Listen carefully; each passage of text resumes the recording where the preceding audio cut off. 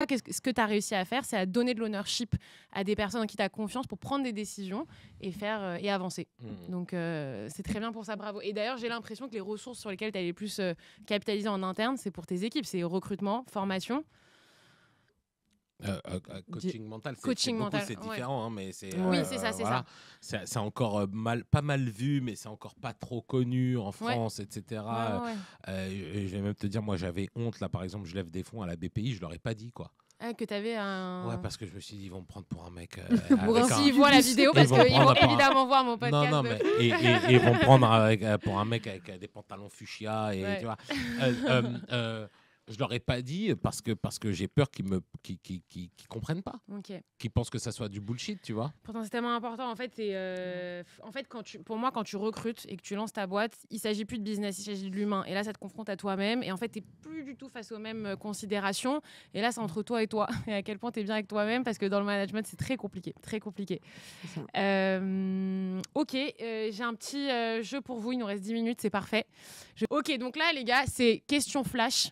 Réponse cash. Ok. Alors moi je trouve que chaque question. T'as fait appel à une boîte de com pour. Non, c'est génial. Experte du podcast. Et donc moi je trouve que chaque question que je vais vous poser, c'est un podcast entier. Donc désolé par avance parce que je vais vous demander de répondre simplement. D'accord. Hein. Mais qui répond? Je vais dire Nadège, David. Il y a plus de questions. C'est un peu plus pour David, mais il y en a aussi pour toi, Pas Nadège. de problème. Donc c'est ok. Alors David, recruter sur feeling, toujours, parfois ou jamais? Jamais. Nadège, le truc qui te fait fuir en 10 secondes en entretien. Faut répondre rapidement là. Ouais, c'est ça. Je t'ai dit. Mauvaise haleine. Mais non, mais c'est pas ça. Mais non, mais c'est pas ça en plus. Moi, je sais que c'est pas ça. Moi, je peux répondre à ta place. Je sais ce que tu vas dire. C'est quoi? Non, mais allez, vas-y, un truc qui te fait fuir. Vas-y, David, si t'as la réponse. Hein. Vas-y. Mais non, mais par exemple, l'autre là qui était venu. Non, c'est genre. Les yeux vides. Tu sais, tu sais, quand tu parles à quelqu'un qui te regarde comme ça, tu sens qu'il n'y a pas de. Ça, ou sinon quelqu'un qui s'exprime mal, un mauvais niveau d'élocution, un mauvais niveau de langage, non? Je sais pas. Après, c'est difficile pour elle de juger. Ouais, parce que je sais pas non plus voilà, quoi, le niveau est pas haut non plus. Mais... Donc, un truc qui te fait fuir en 10 secondes en entretien, on n'a pas quoi. Mais moi, il n'y a rien qui fait fuir en 10 secondes. Y a rien. Mais ça, c'est intéressant. Mais ça qui est intéressant. En profondeur, je vais pas m'arrêter sur 10 secondes. Quand même. Ok, très bien. Et le truc qui te fait craquer immédiatement? Ou tu dis, ah, il est bien celui-là, il est bien, elle est bien. Non, s'il a de l'humour. Ah, très sympa. Donc, mais s'il a il a du bagou, c'est-à-dire. Non, et il y a un autre truc aussi qu'elle dit pas. C'est s'il est d'origine marocaine. S'il est d'origine marocaine, mon frère. Tu viens d'où? Rabat. Ok, Nadège, la meilleure question qu'un candidat t'ait posée. Non, j'ai un candidat qui m'a quand même dit oui, je vais venir en entretien avec mon slip porte-bonheur. Un truc comme ça. Et les candidats, je vous en supplie, arrêtez de faire ça. Il m'a fait flipper. En fait, c'était de l'humour, mais c'était gênant, c'était cringe. Donc voilà. Donc c'était un humour que t'as pas kiffé, quoi. Pas du tout. Ok. David, ton plus gros... Attends, excuse-moi, je peux dire quelque chose? Elle avait un challenge de mettre le mot slip dans le podcast. Donc je crois que cette anecdote est fausse. Ah donc c'est pas vrai? Ah non, vous jouez pas mon jeu là. Ok, vas-y. Mais moi justement je voulais jouer ton jeu, tu vois. J'ai perdu parce que c'était dans une anecdote, mais bon, c'est pas grave.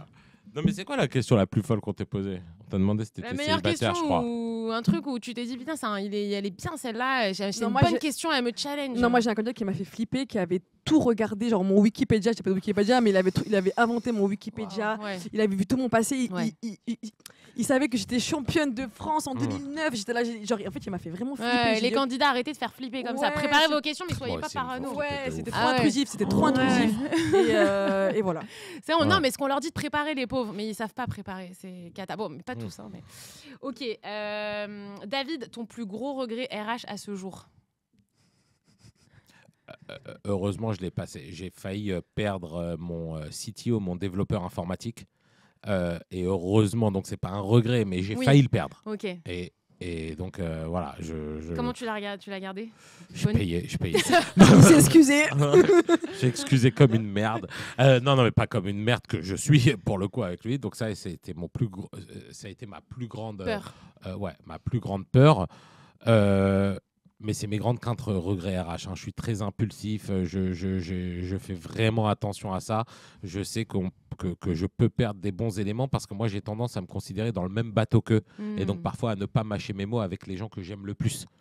Et donc, et t'aimes tes collaborateurs? Ah, mais de ouf.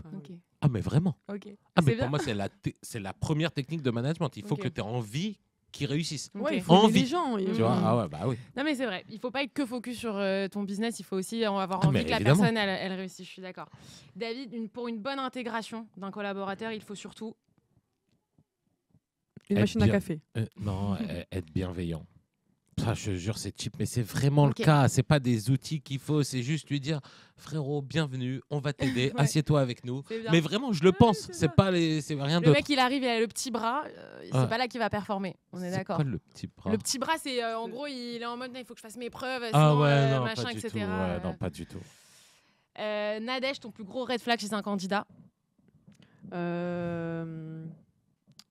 S'il fait des fautes quand il parle. Ok, en fait, je t'ai déjà posé la question, je crois. Ouais. David, tu préfères coacher un talent brut ou affiner un profil expérimenté? Moi, perso, affiner un profil expérimenté. Ah ouais, ok, pourquoi? Parce que c'est là que je peux le faire exploser. Ok. Non, mais c'est perso. C'est-à-dire que par contre, pour Bromanenka, on prend des diamants bruts. Ouais. Mais moi, personnellement, en tant que manager, moi, je gère le top management. Je veux qu'il soit, je veux qu'il soit incroyable. Ok, Nadège, l'erreur RH que tu veux plus jamais refaire. Tout à l'heure, tu m'as dit que tu avais fait des erreurs et tout. Une grosse erreur que tu as fait que tu veux plus jamais refaire. On va dire que j'ai peut-être laissé la chance à des personnes dont je savais qu'ils n'allaient pas performer. Ouais, au début, et pourquoi?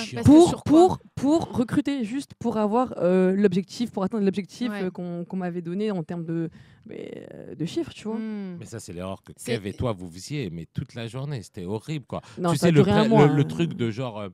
oui, mais peut-être que... On laisse la chance, voilà, c'est ça. En fait, on est peut-être naïf et on laisse la chance en se disant mais on sait jamais, mais alors qu'on a un doute dès le départ. Quand il y a un doute, il n'y a pas de doute, on prend pas normalement et c'est bon, tu vois. Alors que là, on... Donc c'est le premier doute, stop. Ouais, franchement, ouais. Ok. En fait, il n'y a pas de raison d'avoir de doute puisqu'au début, on teste les valeurs. C'est ça. Okay. Donc en fait, tu peux pas avoir un doute sur les valeurs. Si tu as un doute sur les valeurs, salut mon frère. Mais ça, c'était avant qu'on mette en place les tests. Maintenant, ça n'a rien à voir. Là, je te parle de mes deux... D'ailleurs, on recrute beaucoup moins. On recrute beaucoup moins. Mais vous recrutez mieux? Ah oui. Ouais, je pense.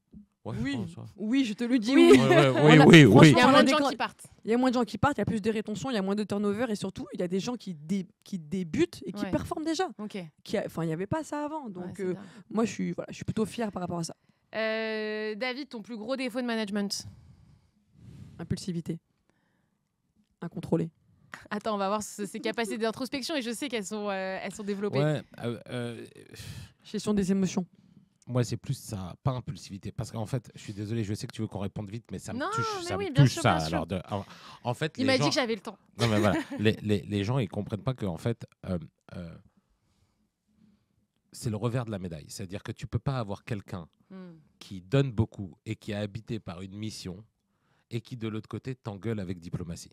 C'est pas possible. Ça veut dire que tu ne peux pas avoir quelqu'un qui, quand tu as besoin d'argent ou de partir en vacances, il te dit « T'inquiète, je t'avance ce que tu as besoin ». Tu peux pas avoir quelqu'un qui, quand une meuf divorce, lui dire « Écoute, ne t'en fais pas. C'est moi qui vais le prendre ton appart. Et je vais le prendre à mon nom pour que tu y ailles, etc. » Donc, tu peux pas avoir quelqu'un qui va te donner avec le cœur, mais qui va s'énerver gentiment. C'est vraiment le revers de la médaille. C'est-à-dire que, voilà. Et ça, je sais que je trouve que parfois, mes collaborateurs, ils oublient ça. C'est-à-dire que souvent, on me reproche de parler de manière trop dure. Là, par exemple, avec mes managers, il y a une sorte de fronde contre moi le mois dernier. Il y a eu un push. Ouais. Où ils m'ont dit, ouais, là, tu me parles trop durement, trop dur, trop truc, machin. Et ils me mettent dans une situation inconfortable où je suis obligé de leur rappeler tout ce qu'on fait pour eux, tu vois. Et c'est pas élégant de le rappeler, mais voilà. Donc j'aimerais bien avoir plus de recul. Ok. Vraiment, j'aimerais bien. Plus de régulation.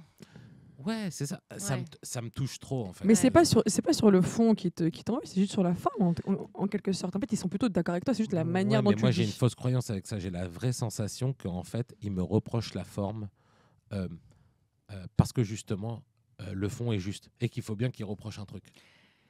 Nadège, allez, 2 dernières questions, après j'enchaîne. Nadège, le plus gros bullshit que tu entends sur le recrutement aujourd'hui? Le plus gros bullshit Non, mais qu'il faut avoir un CV de ouf, quoi. Ok, tout simplement. Très clair. Et David, tu préfères 10 collaborateurs moyens mais fidèles ou 3 stars difficiles à gérer? C'est une bonne question.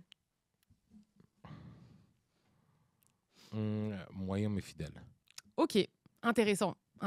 J'aimerais te demander pourquoi, mais on est pressé. Mais non, mais vas-y, dis pourquoi. On sait les faire monter en compétence. On sait les faire monter en compétence. C'est très bien, mais bravo, mais c'est très bien. Mais je souhaite à toutes les entreprises qui se structurent d'un point de vue RH, c'est que toi, vous avez commencé à vous structurer, tu avais déjà une vision, tu avais déjà des convictions parce que tu avais l'expérience.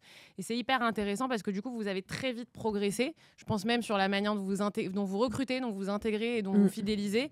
Donc bravo pour ça. C'est quoi vos... On commence à conclure. C'est quoi vos priorités RH là en ce moment? C'est quoi le sujet? C'est quoi vos sujets de réflexion? Là, la priorité, c'est de trouver d'autres canaux, on va dire, pour recruter. Ouais. Parce qu'on arrive. Je peux peut-être vous aider, mais c'est un vrai sujet. Comment t'attires des CV? Ça, c'est le vrai sujet. Je vous rassure, vous n'êtes pas les seuls. Après, vous, votre sujet, c'est que vous avez vraiment du volume. Ouais. Et en plus, vous recrutez. Voilà. Et qu'est-ce que vous recherchez d'ailleurs? Attends. Et moi, j'ai un autre sujet pour mon data analyst là. Ouais. C'est que en fait, je ne sais pas où le trouver. Je ne sais pas qui fait ce métier. Enfin, tu vois ou pas? Alors là, par contre, tu m'appelles. Mais non, mais parce que data analyst, les données qu'il va devoir analyser chez nous, elles sont toutes pourries. Donc en fait, un mec qui veut faire de la data analyse, il va pas être intéressé par notre job, tu vois ou pas? Non, mais normalement, quelqu'un qui fait de la data, de la data analyse, il va savoir déjà te structurer, te nettoyer, te cadrer ta donnée. Et après, c'est lui qui doit les exploiter. Le data analyst, il a quand même une vision métier où lui, il sait justement à la fin quel tableau de bord il doit te sortir pour que toi, tu aies les infos business que tu veux. Mais ça, tu sais me recruter ça, toi? Mais je sais faire tout. Oui, je sais te le recruter. Ouais, elle est trop forte. Trop forte. Non, mais oui, pour le coup, data analyst, il n'y a pas de souci, il n'y a pas de problème. Ok, donc du coup, enjeu RH, c'est développer vos canaux. Et surtout aussi développer le bureau de Marseille. Voilà. Okay. Ah ouais, Marseille, putain. Les amis, et donc qu'est-ce que vous recherchez à Marseille? Ah mais on sait pas, c'est ton premier, putain. Et alors, non mais je suis écouté partout. Marseille. Il y a quoi? Marseille. Allez là, putain, depuis tout à l'heure, je peux pas vu la caméra. Marseille. Viens. Marseille. Ok, et qu'est-ce que vous recherchez? Qu'est-ce qu'on leur dit aux gens? On recherche des agents commerciaux, indépendants, full-time, avec un super mindset et voilà quoi. Ok, ça marche. On veut des closers. David, mot de la fin sur l'humain en entreprise. Un conseil pour les managers, du coup, parce que je suis plus de ce côté-là. Il est impossible d'avoir des résultats si on ne donne pas avant. Okay. D'abord, tu donnes, ensuite, tu reçois. Hyper intéressant. Nadège, un conseil candidat? Soyez vous-même, mais pas trop. Allez, merci beaucoup. Merci. À très vite pour un prochain épisode.